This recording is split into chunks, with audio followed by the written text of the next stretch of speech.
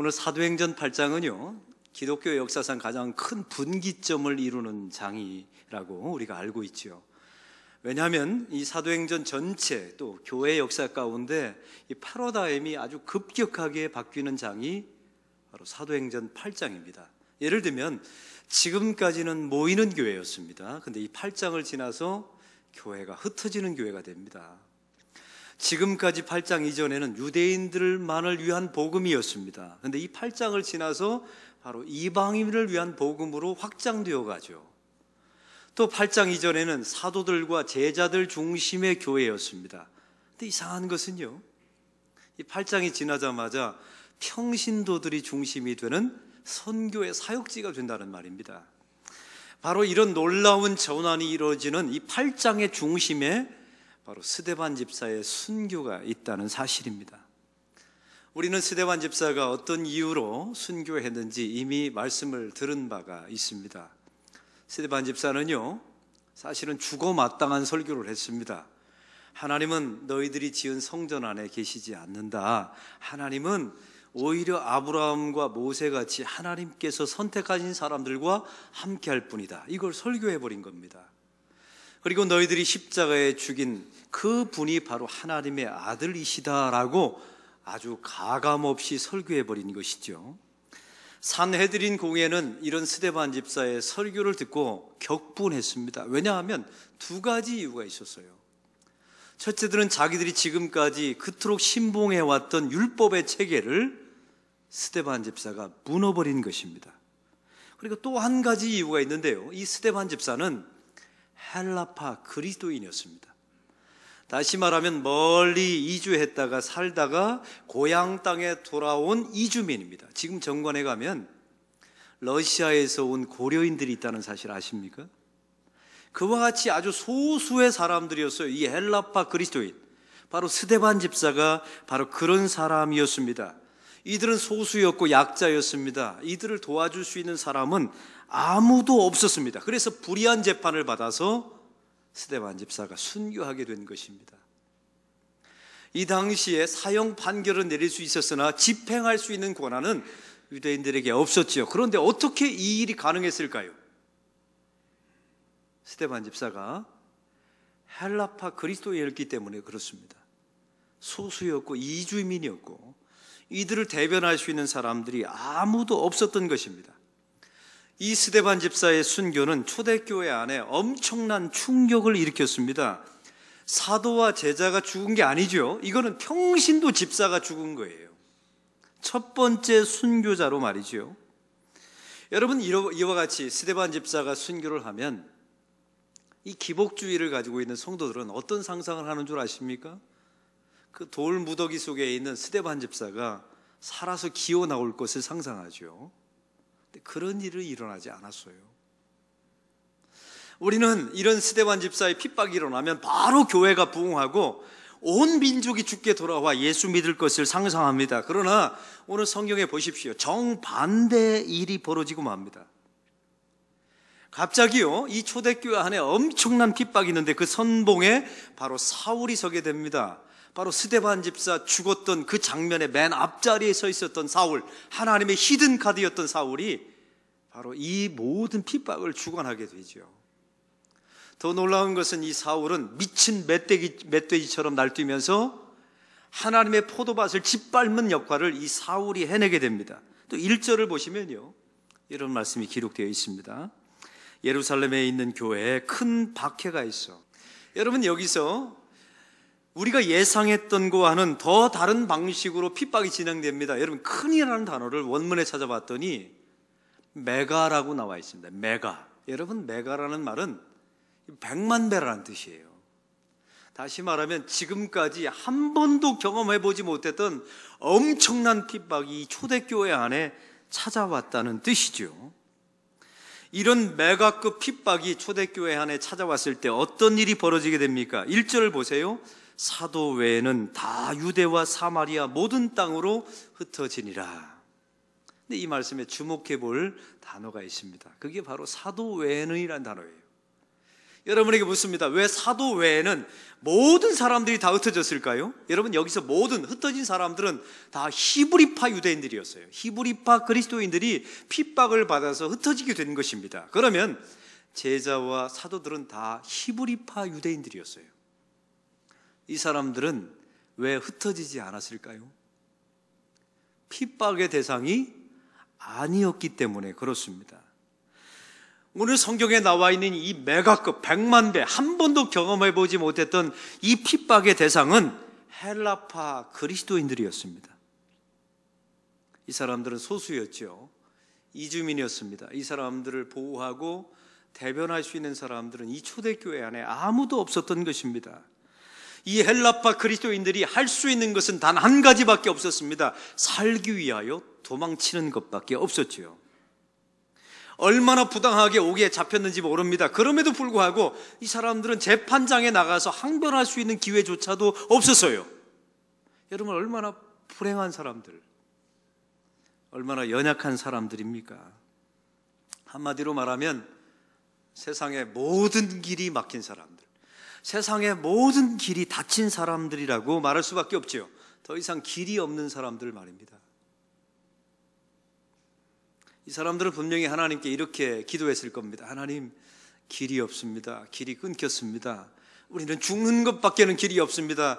하나님, 저희들의 목숨을 살려주십시오. 아마 이런 고백을 했을 거예요. 성경에 이들을 무엇이라고 표현하는 줄 아십니까? 4절을 보십시오. 그 흩어진 사람들이, 한번 따라해 봅시다. 그 흩어진 사람들이. 여기서 여러분, 성경 속에 나와 있는 이 흩어진 사람들이라는 말이 바로 디아스포라라는 말이에요. 디아스포라, 흩어진 사람들이라는 뜻이죠. 여기서 흩어졌다는 말은 능동태가 아닙니다. 수동태입니다. 이 말은 자기들이 원해서 흩어진 것이 아니란 말이에요. 자기들은 원하지 않았습니다. 자기들의 의지로 흩어진 게 아닙니다. 여러분, 이들은 타의에 의하여, 강압에 의하여, 핍박에 의하여 흩어졌을 뿐입니다. 이들은 단 한 명도 이 땅을 떠나 예루살렘을 떠날 마음이 없었습니다. 이보다 더 좋을 수는 없었기 때문입니다. 그런데 어느 날 성경을 보십시오. 하나님의 의지와 강권함으로 이 헬라파 그리스도인들을 하나님께서 흩어버리십니다. 성경의 원문에 보니까 이게 이렇게 나와 있어요. 농부가 씨를 딱 주워서 밭에다 쭉 흩뿌렸다는 겁니다. 여러분, 이런 상상을 한번 해보세요. 내가 원하던 곳은 이런 게 아니었어요. 근데 하나님께서 이 히브리파 유대인 소수, 그리고 먼 나라 가서 고생했다가 기껏 고향 땅에 돌아온 이 사람을 움켜쥐고 하나님께서 온 세상을 향하여 확 뿌리셨다는 것입니다. 이 흩어진 헬라파 그리스도인들이 흩어져서 무엇을 했을까요? 이들은요, 농사를 지을 수가 없었습니다. 왜냐하면 이게 쫓겨온 것이거든요. 장사할 수도 없었습니다. 가지고 나올 수 있는 돈이 별로 없었습니다. 가족도 함께 한 곳이 아닙니다. 여러분, 이들이 할 수 있는 것은요, 흩뿌려져서 할 수 있는 것은 단 한 가지밖에 없었어요. 그것은 복음을 전하는 것이었고요, 예수님을 선포하는 것이 이들이 유일하게 할 수 있는 것이었습니다. 오늘 성경에 보니까 이 흩어진 헬라파 그리스도인의 한 사람의 이름을 성경이 소개합니다. 5절에 보면 빌립이라고 하는 집사가 나와 있습니다. 이 빌립은요, 초대교회 7 집사 중에 한 명이었습니다. 헬라파 그리스도인이었고 사도와 제자가 아니었단 말입니다. 하나님의 강권하심으로 저 이방 땅에 흩 뿌려졌는데 자기의 생명을 위해서 도망가서 보니까, 정승인을 차려보니까 그 땅이 어디였을까요? 5절에 보니까 사마리아 성이었습니다. 여러분, 놀라지 않으신데요, 이 사마리아 성이 어딘 줄 아십니까? 이게 역사적으로 한번 좀 살펴볼 필요가 있어요. 솔로몬 왕국 이후에 다윗의 왕국은 두 나라로 분열하게 됩니다. 북이스라엘과 남유다로 나누어지게 되지요. 북이스라엘의 수도는 사마리아 성이었습니다. 바로 오늘 성의 말씀에 나와 있는 이 빌립이 목숨을 구하기 위해서 쫓겨갔더니 거기 보니까 이게 사마리아 성인 겁니다. 바로 거기예요. 이 북이스라엘은 BC 722년경에 아수르에 의해서 멸망하게 됩니다. 이 아수르의 식민지 정책은 무엇이었습니까? 바로 혼혈 정책이었습니다. 바로 자기의 민족을 데려다가 이스라엘, 이 북이스라엘 사람과 피를 섞어버리는 거예요. 그래서 이 북이스라엘 사람 전체는 혼혈 민족이 돼버린 거예요. 남유다는 어땠을까요? 남유다는 BC 587년경에 바벨론에 의해서 점령당하게 됩니다. 그런데 바벨론은요, 전혀 다른 정책을 썼죠. 바로 그것은 혼혈 정책이 아니라 포로 정책을 썼습니다. 그래서 남유다는 고스란히 자기의 민족의 정체성, 순혈통을 유지할 수 있는 상황이 돼버린 거예요. 근데 문제가 하나 생겼습니다. 이 남유다 사람들이 북이스라엘 사람들을 멸시하고 무시하기 시작한 겁니다. 왜냐하면 피가 섞였잖아요. 그래서 개와 돼지만큼도 여기지 않았고요. 심지어 그 당시에, 예수님 당시에 사마리아 땅을 지나갈 때마다 피해서 지나가는 것이 바로 이 당시의 상황이었습니다.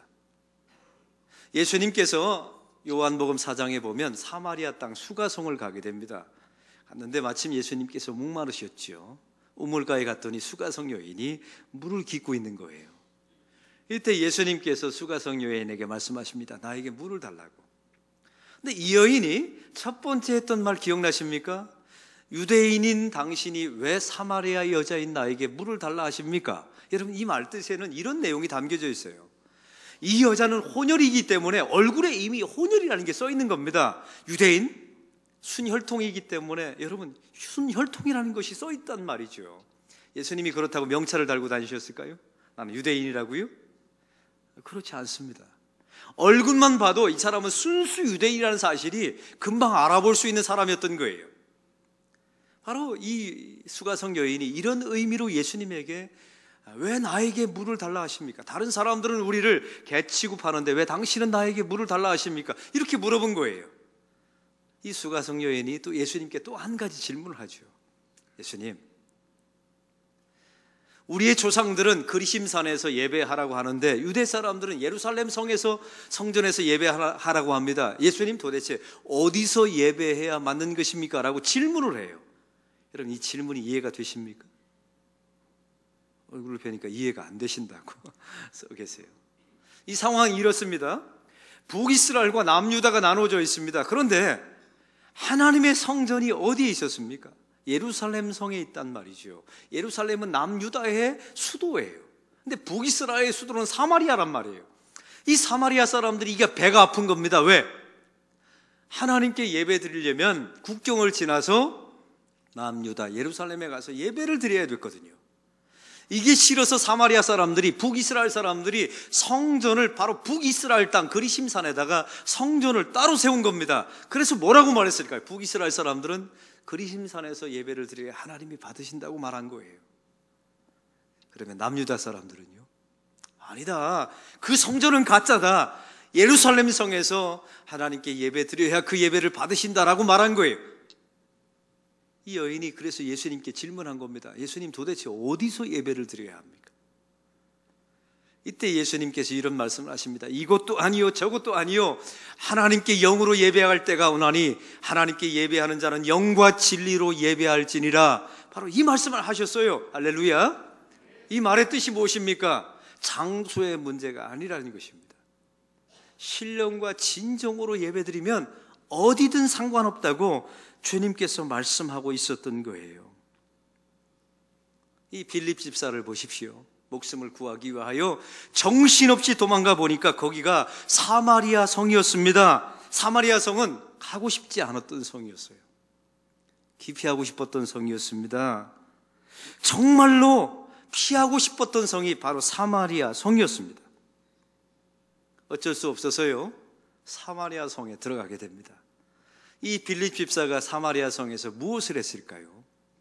할 수 있는 게 없어서 복음과 예수 그리스도를 선포하게 되죠.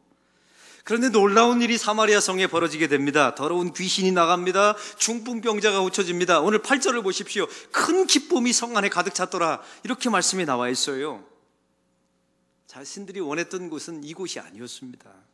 쫓겨서 왔습니다. 또 살기 위해서 왔습니다. 할 수 있는 것이 아무것도 없었습니다. 세상의 모든 길이 닫혀서 도망온 곳이 바로 사마리아 성입니다. 그들이 할 수 있는 것은 복음 전하는 것밖에 없었습니다. 그래서 복음을 전했더니 그 성이 예수를 믿게 되었습니다. 그제서야 이 빌립 집사가 갑자기 알게 된 게 한 가지 있어요. 그제서야 예수님의 유언이 생각났습니다. 예수님의 유언이 무엇입니까? 마태복음 28장 19절, 그러므로 너희는 모든 족속으로 제자를 삼아 아버지와 아들과 성령의 이름으로 세례를 주고 내가 너희에게 분부한 모든 것을 가르쳐 지키게 하라. 볼지어다 내가 세상 끝날까지 너희와 항상 함께 있으리라. 여기서 누구에게 복음을 전하라고요? 모든 민족에게. 이게 예수님의 유언이었어요. 사도행전 1장 8절에 예수님의 또한 유언이 나오죠. 너희에게 오직 성령이 너희에게 임하시면 너희가 권능을 받고 예루살렘과 온 유대와, 그때서야 나옵니다. 사마리아와 땅끝까지 이르러 내 증인이 되리라. 이 헬라파 그리스도인들은요, 예루살렘 성 안에서 예수를 믿었습니다. 고향 땅에 왔습니다. 안주했습니다. 편안했습니다. 교회는 부흥했습니다. 그런데 예수님의 유언을 잊어버렸어요. 한국 교회와 비슷하지 않습니까?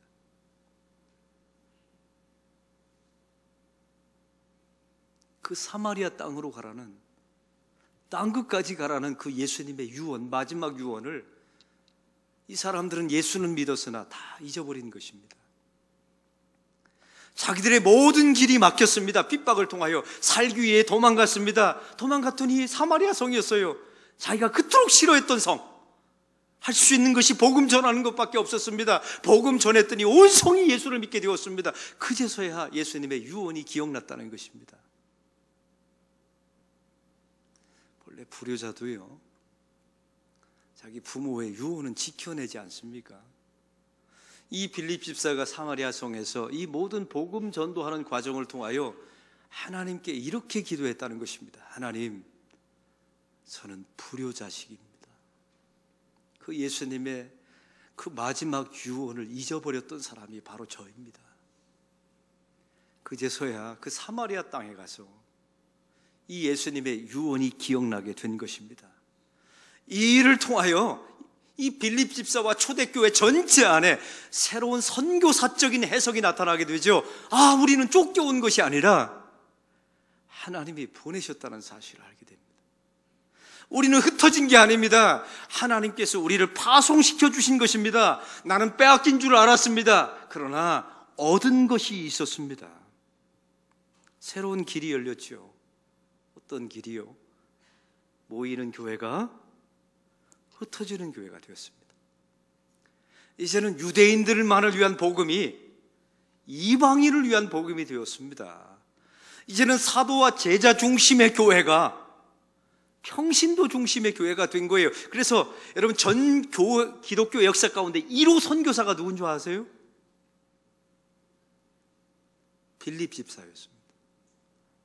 여러분, 참 기독교 역사에 놀랍죠. 1호 순교자가 스데반 집사, 1호 선교사가 사도가 아니었습니다.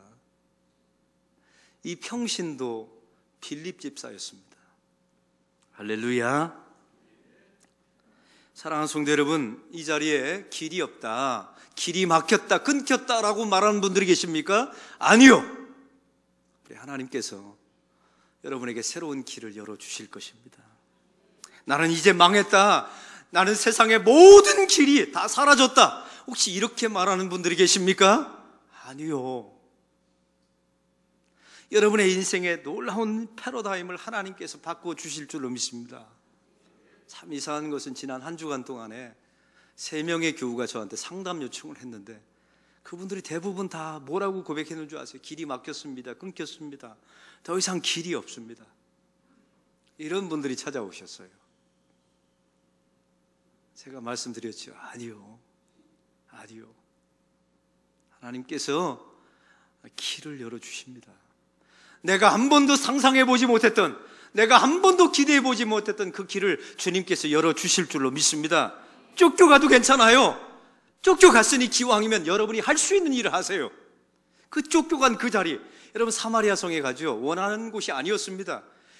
여러분에게 사마리아 성이 어디냐고 물으면 아마 남편인 경우도 있고, 내가 원하지 않았던 가정일 수도 있고요, 또 여러분이 원하지 않았던 직장일 수도 있어요.